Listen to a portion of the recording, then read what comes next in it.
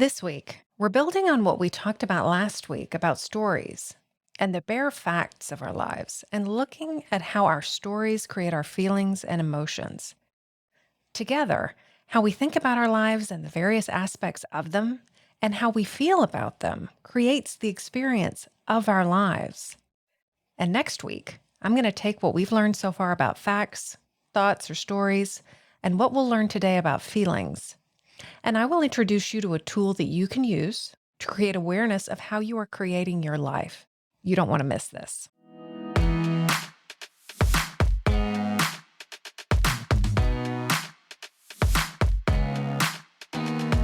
Welcome to Not Your Mama's Midlife Podcast with Stephanie Lee. On this show, we're going to talk about what it means to be a late Gen X or early millennial woman dipping her toes into midlife. I'm talking specifically to the woman who sees this life stage as an opportunity to reflect on her life to date and to begin the second half with intentionality and purposefulness, whatever that means to her.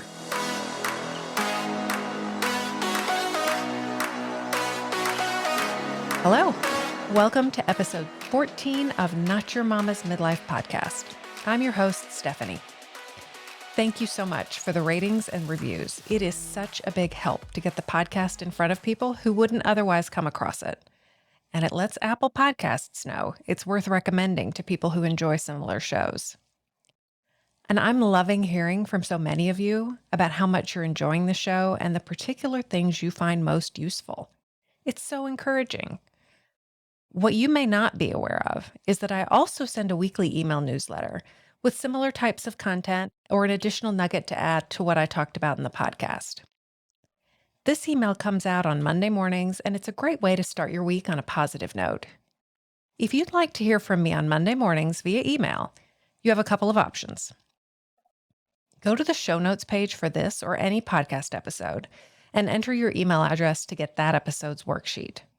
You'll receive the worksheet right away, and the following Monday, you'll get my email newsletter, and it'll have a link to the Google Drive with all of the episode's worksheets available to you. I'd love to be in touch with you more often, so let's do this. So a little update on what's going on with me. It's the beginning of fall in Atlanta, and it is gorgeous. I don't ever remember it being in the low 50s this early in the year, but maybe it has, but it's cool and the days have been gorgeous and it's wonderful because we've had a lot of rain here for a while and it was getting pretty exhausting. It was like sort of what we usually experience in the late spring here in the South. I'm in the midst of 4 weeks of travel, back to back. And inevitably, when I'm on these trips, people who are with me who typically just come along for one trip at a time, they'll say, I don't know how you do it. You must be on the road all of the time and all of this. They're very sympathetic. They're well-meaning. And it's interesting, right? Because with this lead in, it's very easy for me to think, yeah, well, we travel all the time and it is really hard. And to tell them that story, which is a really easy one for me to fall into, quite frankly.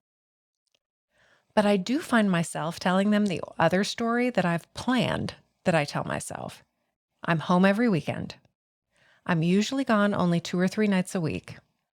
And I have a system in place for packing so that it takes me very little time to leave town and even less to unpack when I get back. So I really reduce the footprint of the travel on my life as much as possible. We talked last week about the stories that we tell ourselves. And you can see here that I have at least 2 stories present for me. I have the one story that feels like default, which is about how much and how hard the travel must be. And then I have a more intentional story that I purposefully tell myself and other people when they ask. And I can let both stories be there and lean into the more intentional one when it's available to me. There are times when it's not. Like you, I want to thread the needle of having a big job and having a big life. But also like you, it's a challenge and it's one I'm actively working on. So I'm sharing with you where my growth edge is right now and where I'm working to create a workable solution for myself. One of the things that I find hardest about the back-to-back travel is really turning off. I don't quite feel like I'm able to relax and let down. What we talked about in our episode on focused work and purposeful rest, I really struggle with the rest part when I'm in the midst of travel season. It's like I can't take my foot off the gas until that season's over. I'm one who really appreciates white space on my calendar and kind of stays in go mode until I get to a place where there are no more commitments. But when I have upcoming travel, I think in some ways I just stay kind of on. But awareness is the first step. So this is something that I'm going to be working on. And actually, one of the things that I'm going to work on first is finding exceptions. When are the times that I am able to shut off during travel season? I'm confident that it is happening and I'm not noticing it and really paying attention. So I'm going to look for ways that I am shutting off and I'm going to figure out how I can create more of those periods. And this is a fun tip too. Our brains like to seek out information. So I can ask myself, where are there times where I'm really shutting off and relaxing, even during my travel season? Where are the exceptions? And then my brain will go searching for them. So I'll keep you posted on this. Last week, we began talking about the stories that we tell ourselves and how these stories create our experience of our lives. How these stories are in many ways what creates the substance of our lives. This week, we're building on what we talked about last week about stories and about the bare facts of our lives and looking at how stories create feelings and emotions. Together, how we think about our lives and the various aspects of them and how we feel about them creates the experience of our lives. And next week, I'm going to take what we've learned so far about facts, thoughts, and stories, and what we'll learn today about feelings, and I'll introduce you to a tool that you can use to create awareness of how you're creating your life. These tools, thought downloads, and the self-coaching model that I will teach you next week allow us to chip away at the idea of our lives happening to us. Something I've experienced, and I've heard from some of you that you've experienced as well. This happens when we've allowed our brains to be efficient and to push our daily or routine choices out of our conscious awareness. These tools will allow you to bring awareness to this, which lets you see how you're in the driver's seat and you're not waiting for anyone or anything else to change for you to experience your life differently. They are also a way for you to think about your second half goals in terms of what you want your mental and emotional life to be like. I would suggest to you that your mental and emotional life really provides the scaffolding for how you experience your life. These tools are going to also help you figure out how to go about achieving or obtaining and developing those things that you want for the second half of your life. It's going to help you develop a roadmap.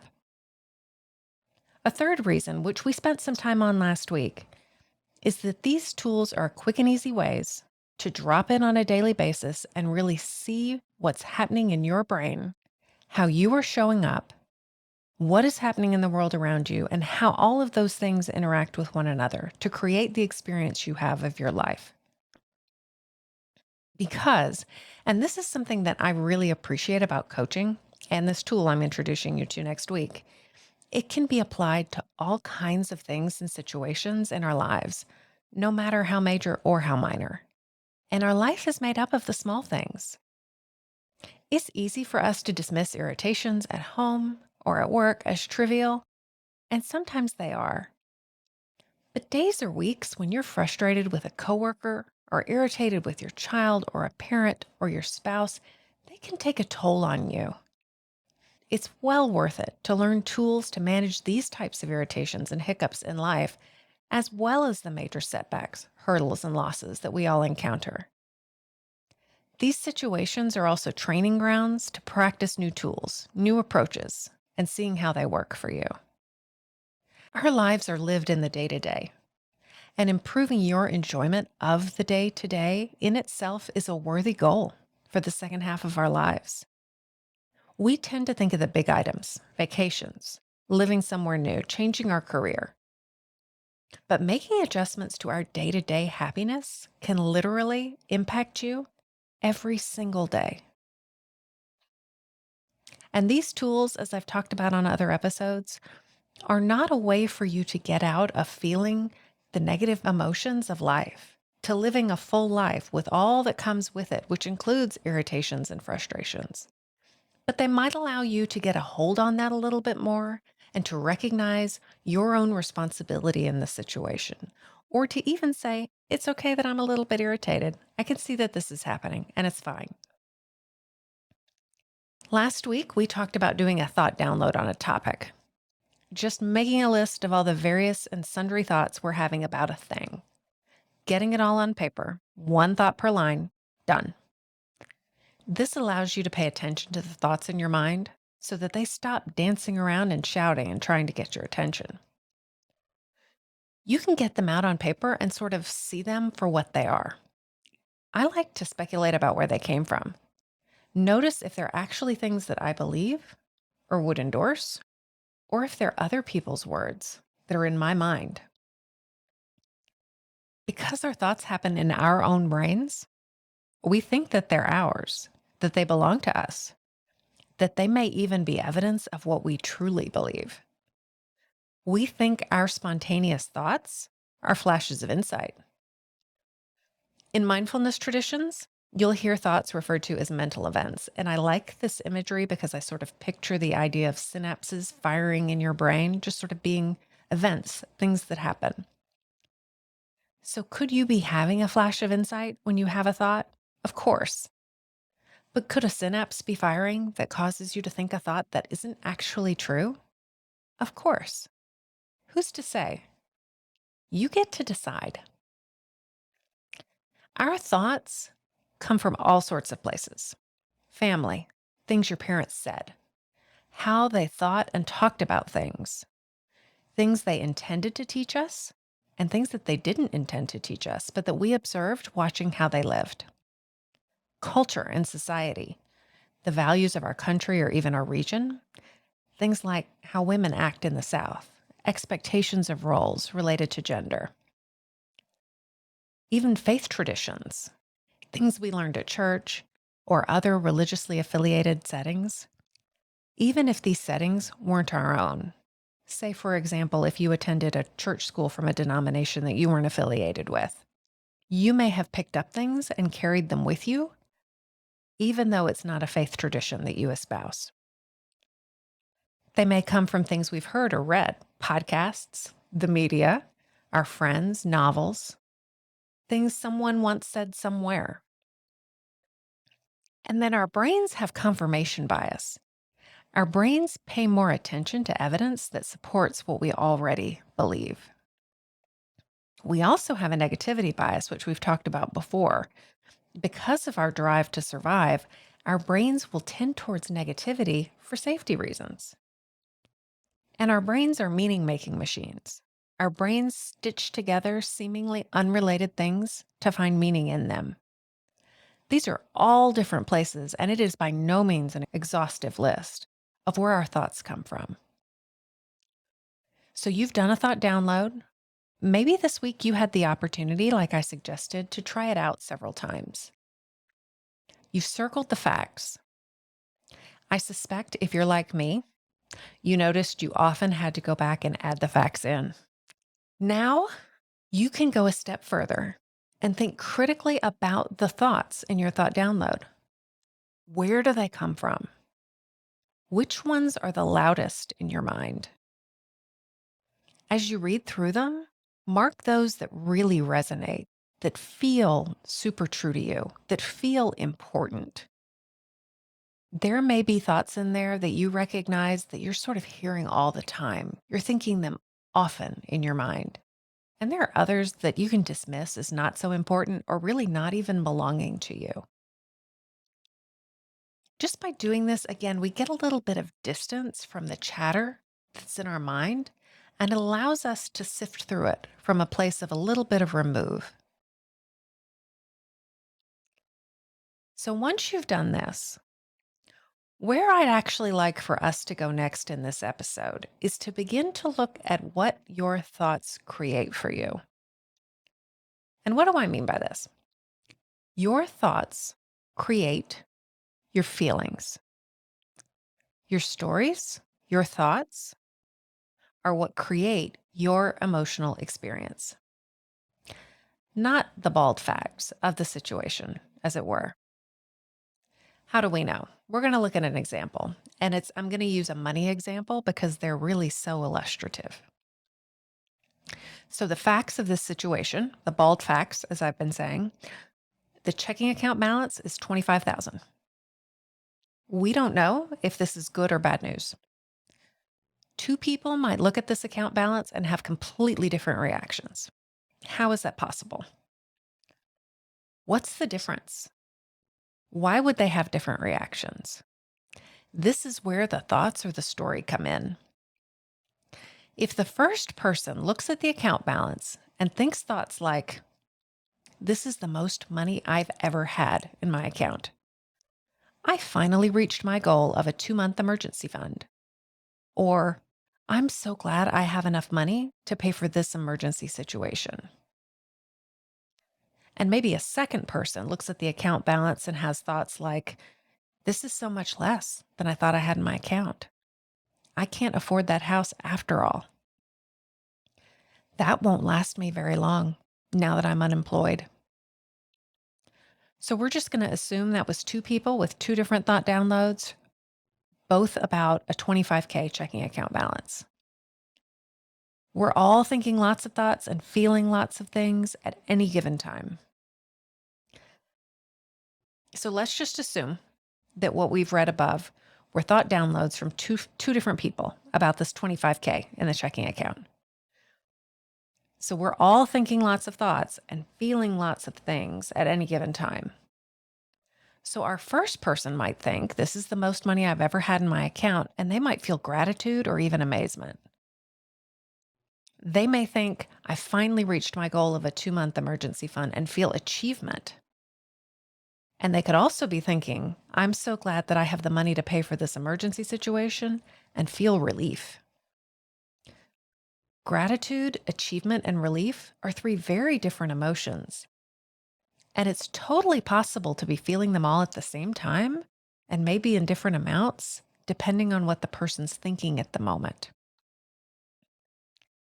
But take a moment and think about how each of those different feelings and emotions and how they would feel differently to you. For me, gratitude makes me feel warm. I sort of imagine my arms going out as if in a hug. Achievement sort of puffs up my chest, my shoulders slide back. In relief, my shoulders slide down and I breathe out a sigh and just kind of go loose. They feel different. Each of those emotions feels different and is brought about by a different thought. So let's look at our second person. They're thinking this is so much less than I thought I had and feeling disappointment. I can't afford that house after all and feeling embarrassment maybe, or even more disappointment. And that's not going to last me very long now that I'm unemployed. It might generate feelings like dread or anxiety. Again, different thoughts creating different feelings. So I'm going to make some observations here. In neither case did the actual 25K checking account balance make anyone feel anything.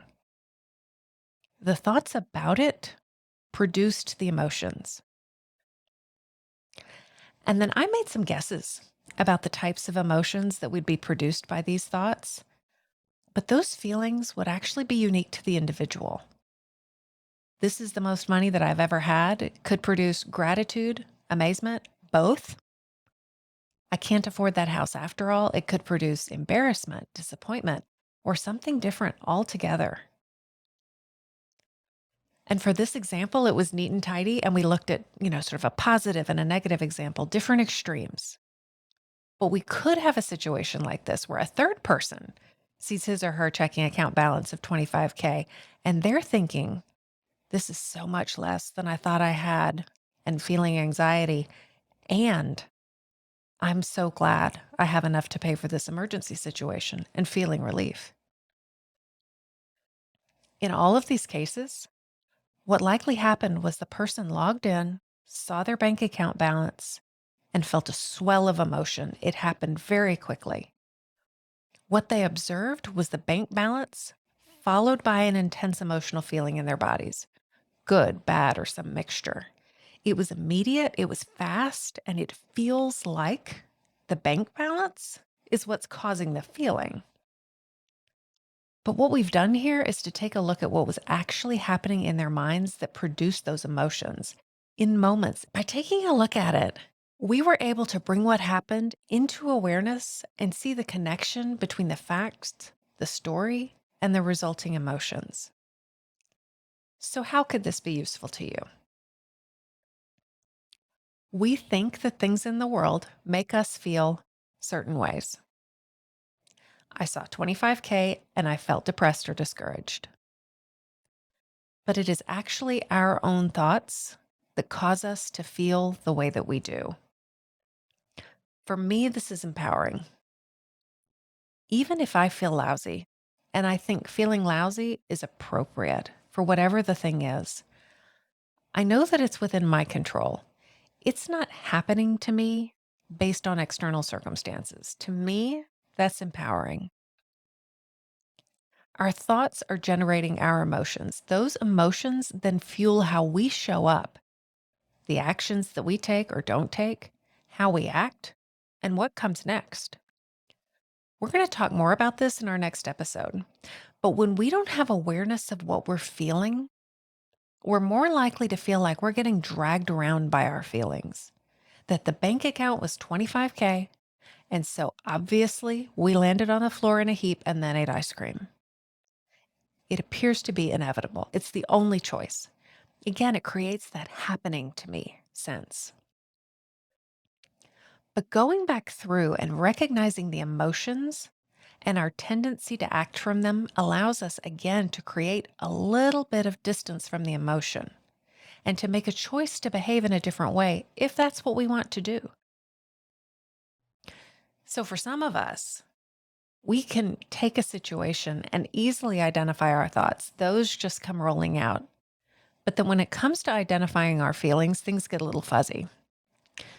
Especially intellectual types are going to say things like, I act from my brain. I'm not really driven by my feelings. I'm not really a feelings person. I'm going to argue that we all are driven by our feelings, but some of us are more tuned into what they are than others. And the tuning in process only serves us. So, what are feelings or emotions anyway? For our purposes, they are labels that we use to describe sensations in our body that show up in response to a thought. So that may seem strange to you, but think about it with me for a minute. Feelings or emotions are labels that we use to describe feelings in our body that show up in response to a thought. Think about how you feel when you're in grief. Where do you feel that? In your chest, in your throat, maybe in your shoulders? If I'm happy, I might feel buoyant, relaxed, open. If I'm deeply sad, my chest might be tight, my throat clenched, and my head is burning at the temples. This idea of your emotions showing up as physical sensations in your body may be new to you, but I'm going to suggest that you just sort of notice it and observe it this week. How do you feel anger physically? How do you feel in your body when you're elated? How do you feel when you're shocked? Sometimes it's easier for us to tap into sort of extreme emotions first. And of course, we're going to spend some time on emotions later in another episode because there's so much here. So, another issue that may come up for you is that you know that you feel bad or good or kind of up or down, but you don't feel like it gets a lot more nuanced than that. That is totally fine. For some of us, it's useful to be able to label emotions differently to make sense of what's going on inside us. But for others of us, it just isn't that important. And at the other extreme, there are going to be some of you who feel all the feelings, who have a rich emotional vocabulary. You can get to all the feelings and you can feel them and you can talk about them before you ever get to specific thoughts that might have caused them. You can actually take these exercises and reverse engineer them. Write down all of the feelings that you're feeling. Do a feeling download and then try to get quiet and think about what thoughts are generating those feelings. So, a little homework for you this week. Keep doing your thought downloads. And for each thought that you write down, go through and take a moment to identify the feeling that that thought generates for you. And again, if you prefer to say up or down, something more complicated, either way, totally fine. If you do topical thought downloads, it'll help you to identify all of the various feelings you're having as a result of a cluster of thoughts that you're having about a given topic. I think I mentioned before, I also find it really helpful to do this in the evening before bed. It kind of cleans out the clutter of my mind, takes all that chatter that's been dancing around for my attention, puts it on paper, more realistically, my laptop, and it allows me to get clear on why I'm feeling the way I'm feeling. Sometimes I can be sitting on the couch and just sort of feeling a little restless or a little anxious, and I can't really identify why. For the most part, I find it easier to get from thoughts to feelings.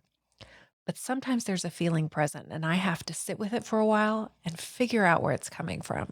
This exercise helps me to get clear on why I'm feeling the way that I'm feeling. And usually it's going to be a pretty complicated emotional tapestry of good and bad and up and down. And once I've identified it, often it's much easier for me to sort of loosen my hands around it and be able to go to sleep and rest in the evening. Not that I'm changing it, but that I'm just able to see it clearly, and that awareness in itself is providing me some relief. Most often, I go through and write down all the thoughts first, and then I go back through and call up the emotions that they create. And sometimes it's a surprise what I uncover. So go through and identify the emotions for each thought. Now, as I mentioned earlier, for some of you, a better entry point is going to be to make that list of feelings that you're having and then to go back through and identify the thoughts that are generating them. Totally fine to do it this way as well. I want to know what your experience is of this, so I would love to hear from you. You can DM me on Instagram if you'd like. I'm at Stephanie Lee Coaching. Certainly, if you sign up to receive my emails, feel free to respond. And again, I would love to know how this works for you or what questions you have, or if it doesn't resonate, all of those things. I would welcome a conversation with you about them. So for these instructions on these exercises, you're going to go to the show notes at stephanieleecoaching.com/episode 14, and you're going to download the worksheet. It'll guide you along with what we've talked about today. But before we wrap up, I would like to turn one more time to why this is important to you. And I'll ask it as a question. How could it be helpful for you to know that the way you feel is created by the thoughts in your mind? I've talked before on the podcast about making choices to do something for a season. Maybe something you don't like, but owning that as a choice rather than seeing yourself as stuck. I look at this in a similar way. If I own my emotions, my feelings, I'm responsible for me. I'm not waiting for someone else or something else to behave in a certain way for me to be okay. And a question that people ask is, doesn't this let other people off the hook? They don't have to change their behavior in order for me to feel better. They're getting away with it. And the reality is, they're getting away with it anyway. And they're adults who can choose how they behave. Your emotions only affect you. They only affect how you feel. And again, it may be that how you want to feel about how someone in your life or something in your life is happening, you may want to feel bad about that. There's a difference, though, to me And maybe not for you, but there's a difference to me in owning that and knowing that I own that emotion, that feeling, and that it's not happening to me. Knowing you're generating your emotions with your thoughts is about empowering you. You aren't waiting for something or someone else to change to make you feel better. And you're making a proactive choice about whether you're going to act from the emotion that your thoughts are calling up for you. We'll talk more next week about the actions that we take from our emotions. Remember, this week's worksheet is at stephanieleecoaching.com/episode 14. And if you're enjoying the show, consider sharing an episode with a friend, maybe one they'd particularly like. If this is hitting the spot for you with things that are cupping up in your life, chances are you're not the only one in your circle for whom that's true. I started this podcast because I was having so many of these conversations with my friends, my clients, family members, and colleagues. So share it and sign up for my email list on the website and hear from me twice a week. It's been great spending time with you again, and I can't wait to catch up next week. Bye.